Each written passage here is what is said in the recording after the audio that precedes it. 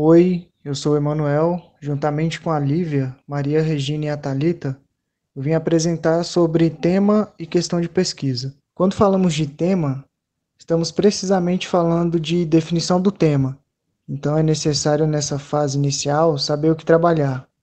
Ou seja, o tema pode surgir de um contratempo, uma dúvida, pode até mesmo ser encomendado.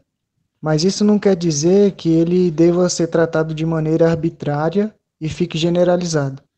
Por isso, é preciso sempre ter em mente que a escolha não vai tirar o seu caráter científico, pois aqui a gente está tratando de uma metodologia.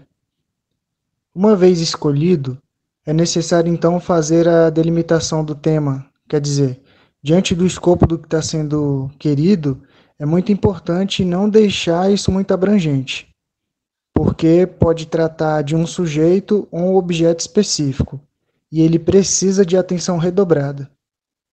Por fim, mas não menos importante, o conteúdo ele deve ser bem trabalhado e dotado de referências. E claro, ser possível que se faça pesquisas referentes a isso. Dessa maneira, aqui é importante também pensar num bom título, um título que possa sintetizar bem o que é dito e trabalhado. Métodos de pesquisa.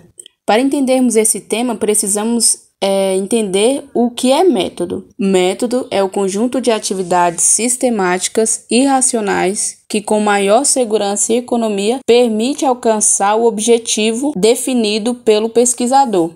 Esses objetivos são mais gerais, como, por exemplo, a obtenção de conhecimentos válidos e verdadeiros, traçando o caminho a ser seguido, detectando erros e auxiliando as decisões do pesquisador. Então, de uma forma geral, em outras palavras, o método ele corresponde à forma que você vai pensar no seu trabalho. De uma forma geral, né? Como você vai pensar no seu trabalho como um todo. E o método de pesquisa, ele se subdivide em dois tipos. Nós temos o método de abordagem, que é caracterizado por uma abordagem mais ampla, em nível de abstração mais elevado. Aplica-se ao entendimento geral do trabalho e está vinculado ao objetivo geral. Então, se no seu trabalho você colocou um objetivo geral, quantos métodos de abordagem deve ter? Somente um, que está vinculado ao objetivo geral do seu trabalho. Então, aqui o método de abordagem, ele é algo mais geral, ele não é tão específico. Agora, o método de procedimento, ele está vinculado aos objetivos específicos, é algo mais restrito, mais específico ali de cada tópico do seu trabalho. São etapas mais concretas da investigação, com finalidades mais restritas em termos de explicações gerais dos fenômenos e menos abstratos, aplicando-se às etapas mais específicas do trabalho. O método de abordagem, lembre-se disso, está vinculado ao objetivo geral, e o método de procedimento está vinculado ao objetivo específico do seu trabalho. E quantos objetivos específicos você colocar no trabalho é a mesma quantidade de métodos de procedimento que você vai usar. E da mesma forma com também os métodos de abordagem. Agora, os métodos de abordagem. Eu separei aqui 4 principais para vocês, para a gente estar estudando. Nós temos o primeiro, que é o método indutivo, que é o processo mental por meio do qual, partindo-se de dados particulares suficientemente constatados, infere-se uma verdade geral ou universal. Ou seja, eu vou dar um exemplo. Supondo que eu vou fazer uma pesquisa aqui no IFB de Planaltina, um questionário que eu vou aplicar. Seguinte questão: quem concorda que os alunos do ensino superior devem ter alimentação gratuita?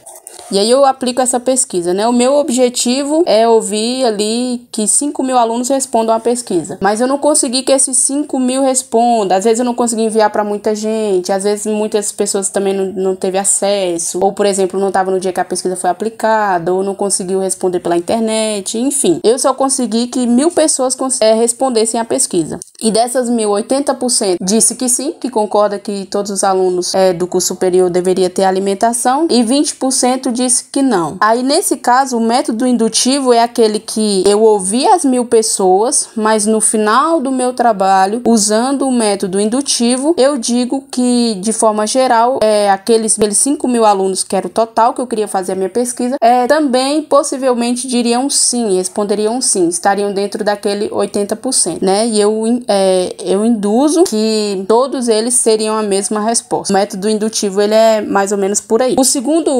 segundo método de abordagem que a gente pode falar aqui é o método dedutivo, que já é ao contrário. O método dedutivo, ele tá saindo de algo geral, de casos gerais, e desses casos gerais a gente tira alguns casos específicos. Por exemplo, como eu falei do exemplo aí da pesquisa que eu fiz com os alunos do IFB. Supondo que eu consegui ouvir 4.999 alunos. Lembra que eu queria fazer a pesquisa com 5.000. Ficou um aluno que não respondeu.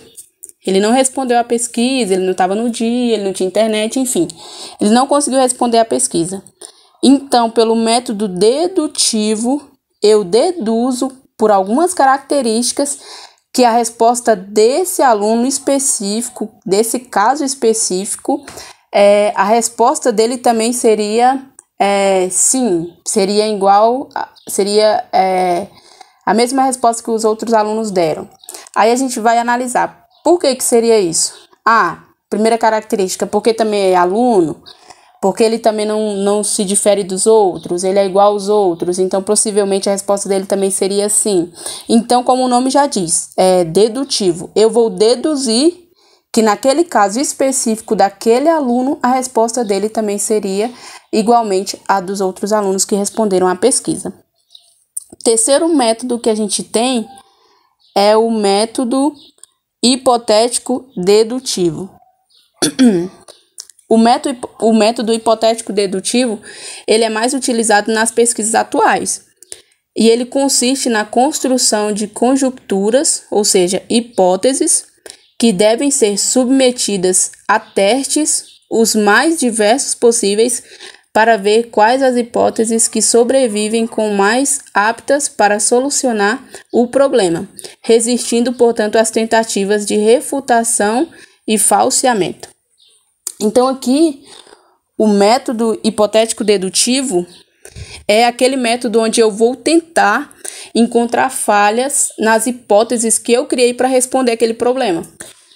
Então, eu vou tentar ali testar de todas as maneiras, encontrar alguma forma para refutar aquela ideia, para provar que aquele método, que aquela hipótese, ela pode ser falsa e não pode servir como uma resposta para o meu problema, né? E ele é muito feito para ir descartando mesmo as respostas que podem ser dadas, né? Para ficar ali somente as que estão passando pelos testes que eu estou fazendo para provar que aquela hipótese é falsa. E por último, a gente tem um método dialético. Esse é um método usado mais para fazer análises comparativas entre ideias, entre pesquisadores, entre filósofos, e aí eu uso esse método, o método dialético. Geralmente ele não é muito usado, né? Ele é usado mais em trabalhos teóricos mesmo. E então, esses foram 4 principais que eu apresentei para vocês. Claro que tem outros, né? Mas esses são os principais. E dentro agora dos métodos de procedimento, nós vamos ter 6 métodos de procedimentos principais. São eles: os métodos históricos, comparativo, método estatístico, método tipológico, método estruturalista e método monográfico. E agora a gente vai estudar separadamente cada um desses métodos. Método histórico é aquele no qual a abordagem do que ocorre hoje é feita por meio de levantamento de dados sobre como aquilo ocorreu no passado e de que maneira o que ocorreu no passado influencia o que ocorre nos dias de hoje.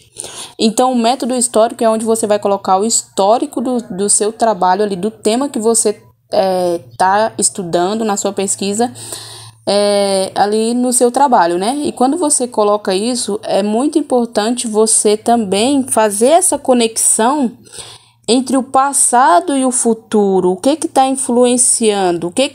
Quais são as influências do passado que atuam hoje, né? Que estão ali presentes hoje naquela situação, naquele tema que você está estudando.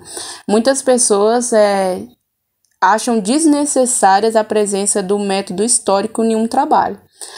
Justamente por essa questão, porque muitos trabalhos, as pessoas não conseguem fazer essa conexão entre o passado e o atual e o presente e ficam falhas, então, na hora de aplicar o método histórico. O método comparativo, como o nome mesmo já diz, né? Comparativo, você vai fazer uma comparação entre, por exemplo, na sua pesquisa você está estudando climas de regiões diferentes, um exemplo aqui bem fácil. E aí você vai comparar a região sul com a região norte, por exemplo. E aí, então você vai fazer comparações entre números, entre temas, entre várias questões. É um método comparativo, de comparação. O método estatístico também o nome é autoexplicativo, né? Você vai fazer análises estatísticas, né? Você vai avaliar, vai olhar as estatísticas que tem ali naquele trabalho, os números, gráficos. Então, você usa o método estatístico. O método tipológico se caracteriza pelo fato de o pesquisador criar um tipo ideal sobre o tema que está estudando. O tipo ideal não existe na realidade, mas serve como ponto de comparação e análise da própria realidade. Então vamos entender. O método tipológico ele vai criar um modelo ideal, mas fiquem atentos, é um modelo ideal de algo irreal, de algo que não existe. Pensa aí na cadeira mais confortável para você. Aquela cadeira assim sensacional, que você se sentiria muito bem sentando nela. Pensou aí na cadeira ideal para você, a mais confortável?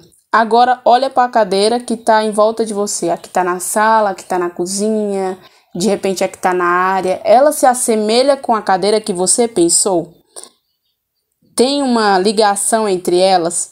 Então, o método tipológico é aquele onde você cria um tipo ideal, um tipo perfeito, digamos assim, de algo irreal que você queria, mas que na realidade não é isso, a realidade é diferente, né? Esse é o método tipológico. E o método estruturalista, ele vai fazer totalmente, digamos assim, ao contrário do método tipológico. Por quê? Da mesma maneira que o método tipológico cria um modelo ideal, o método estruturalista também faz análise, né? Também cria um modelo ideal. Só que a diferença é que o método tipológico ele cria um modelo de algo que é irreal, ou seja, pensa na cadeira de novo, a cadeira que você pensou mais confortável e tudo, essa cadeira não existe. Método tipológico. Método estruturalista, você vai pensar em uma cadeira que existe, que é real, que você pode analisar ela, que você pode sentar, que você pode ver ela fisicamente, né?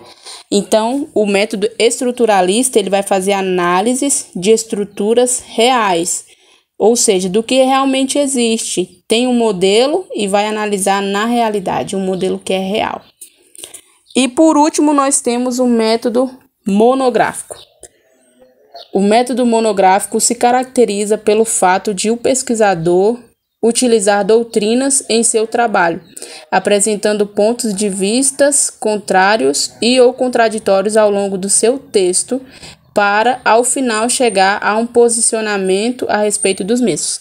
Então, o método monográfico, ele é interessante porque é o método onde o autor ali da pesquisa, você, no caso, está fazendo o seu trabalho ali, você vai poder colocar a sua opinião, o seu posicionamento, digamos assim. Você vai colocar o seu posicionamento, mas de uma maneira respeitosa. Você simplesmente não vai falar assim, eu não concordo com o autor A, porque as características que ele deu não são suficientes. Ou, eu não concordo com o autor B desse trabalho porque ele disse algo que eu não gostei. Não, o método monográfico é aquele que você coloca o seu posicionamento de uma maneira respeitosa e também avaliando as características do porquê que você concorda ou discorda de certo autor que está ali no texto em que você está estudando, que você está pesquisando. Certo? Então, os métodos de procedimento são esses, né? São os principais. Eu passei aqui de uma maneira bem rápida, mas espero que vocês tenham compreendido aí os métodos de pesquisa e que são muito importantes, né? Que todo trabalho você vai usar com certeza. Os métodos de procedimento, lembre-se, ele está vinculado ao objetivo específico do seu trabalho, ou seja, é para ele aparecer em 2 tópicos do seu trabalho. Por exemplo, se você colocou 5 objetivos específicos e esses 5 objetivos estão destacados em tópicos no trabalho, de repente um objetivo é uma página, então ali seriam 5 páginas, né, dedicadas aí aos métodos de procedimento, onde cada página você vai usar um tipo de método. De repente, na primeira página, você usou um método mais histórico para falar do trabalho, apresentar como era no passado e qual a relação com o futuro, né? Depois, no segundo, você vai usar um método comparativo e por aí vai. Então, esses são os métodos de pesquisa. Problema de pesquisa. O que é um problema de pesquisa? O problema de pesquisa ou a questão de pesquisa ou questão norteadora é uma pergunta que busca aprofundar um tema selecionado através de uma resposta cientificamente válida. Em outras palavras, o problema de pesquisa é a pergunta que vai dizer a outra pessoa, por exemplo, que está lendo um trabalho seu, o porquê você está realizando esse trabalho, por que você está fazendo esse trabalho. Vai ser a pergunta que será respondida no final desse trabalho. E o problema de pesquisa, na verdade, ele pode ser determinado por questões de ordem prática e questões de ordem intelectual.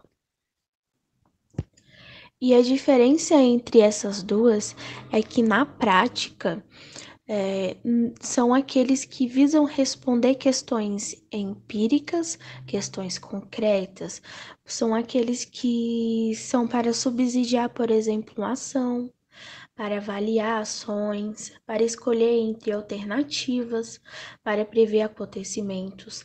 Já na intelectual, são aqueles que visam aprofundar indagações teóricas. Por exemplo, são aqueles para esclarecer objetos pouco conhecidos, para testar teorias possíveis, para, por exemplo, especificar condições de ocorrência. E, por fim, para a elaboração do problema de pesquisa, dessa questão de pesquisa, é que deve ser seguida algumas regras. A primeira é que ela deve ser elaborada na forma de pergunta, claro. Ela deve ser clara e precisa, não pode ficar rodeando a sua pergunta, tem que ser uma coisa muito objetiva. E não pode ser insolúvel, até porque se for insolúvel, não faria sentido fazer essa pesquisa. E também vale salientar que assunto, tema e pergunta, eles sempre estão relacionados. Então vale a pena você colocar no papel qual é o seu assunto, qual é o seu tema, ver se eles estão relacionados. Se não tiver, você já tem um problema aí na sua frente. E é isso, pessoal. Esse é o problema de pesquisa, é a questão de pesquisa. Na aula de hoje foi apresentado sobre como escolher um tema e um título para um trabalho científico, o que é um método de pesquisa, os 2 métodos que são o método de abordagem e o método de procedimento, o que é um problema de pesquisa e as regras que são necessárias para a elaboração de um problema de pesquisa. E essa foi a aula de hoje.